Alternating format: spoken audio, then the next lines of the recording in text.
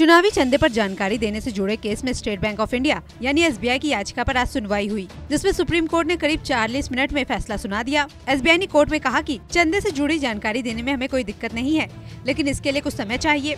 इस पर CGI D Y Chandrachud ने पूछा कि पिछली सुनवाई 15 फरवरी से अब तक 26 दिनों में आपने क्या किया। करीब 40 मिनट की सुनवाई के बाद सुप्रीम कोर्ट की 5 जजों की संविधान पीठ ने फैसला सुनाते हुए कहा, एसबीआई 12 मार्च तक सारी जानकारी का खुलासा करे। चुनाव आयोग से सारी जानकारियों को इकट्ठा कर 15 मार्च तक इसे वेबसाइट पर जारी करे। दरअसल सुप्रीम कोर्ट की 5 जजों की संविधान पीठ ने 15 फरवरी को चुनावी चंदे की बिक्री पर रोक लगा दी थी। साथ ही एसबीआई को 12 अप्रैल 2019 से अब तक खरीदे गए चुनावी चंदे की जानकारी 6 मार्च तक निर्वाचन आयोग को देने की बात कही थी।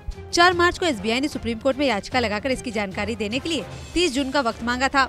इसके अलावा कोर्ट ने एडीआर की उस याचिका पर भी सुनवाई की, जिसमें 6 मार्च तक जानकारी नहीं देने पर एसबीआई के खिलाफ अवमानना का केस चलाने की मांग की गई थी। बता दें, एसबीआई की ओर से वकील ने कोर्ट में बताया कि मैं स्टेट बैंक की ओर से आया हूं, हमें डिटेल पूरा करने के लिए कुछ और वक्त चाहिए। एसबीआई ने अब चुनावी चंदे जारी करने बंद कर दिए हैं। वहीं एसबीआई की ओर से बताया गया कि मेरे सामने एक समस्या आ रही है कि हम पूरी प्रक्रिया को पलटने का प्रयास कर रहे हैं। एसओपी बनाई गई थी कि हमारे कोर बैंकिंग सिस्टम में बॉन्ड खरीदने वाले का नाम ना हो। हमें कहा गया था कि इसे गुप्त रखना है। एसबीआई की इस दलील पर सीजीआई का कहना था कि आप कह रहे हैं कि डोनर की डिटेल संबंधित ब्रांच में सील बंद लिफाफे में होती है। ऐसे सभी सील कवर डिपॉजिट मुंबई की मुख्य ब्रांच में भेजे जाते हैं।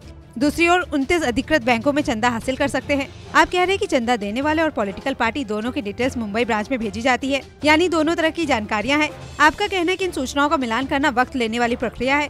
हमने सूचनाओं को जाहिर करने की बात कही थी। हमने 15 फरवरी को फैसला दिया था। आज 11 मार्च हो गई है। पिछले 26 दिनों में आपने क्या कदम उठाए? कुछ भी नहीं बताया गया। आपको जानकारी देनी चाहिए थी। कोर्ट के इस सवाल पर एसबीआई का कहना था कि जब बॉन्ड खरीदे जाते हैं तो हम जानकारियां बांट देते हैं। हम एफिडेविट दे सकते हैं, लेकिन हम आपको नंबर्स की जानकारी देने में जल्दबाजी कर गलती नहीं कर सकते। यही समस्या है। ये नंबर गुप्त रखे गए हैं। इन्हें सामने रखने के लिए हर लेन देन को ट्रेस करने की जरूरत होगी। हम कोई गलती करके हंगामा नहीं मचाना चाहते हैं।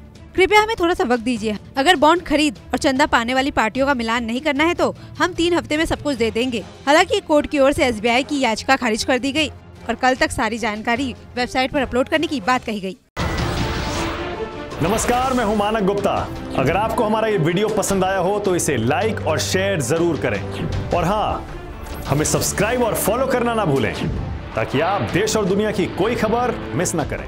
तो जुड़े रहिए हमारे साथ और देखते रहिए न्यूज़ 24।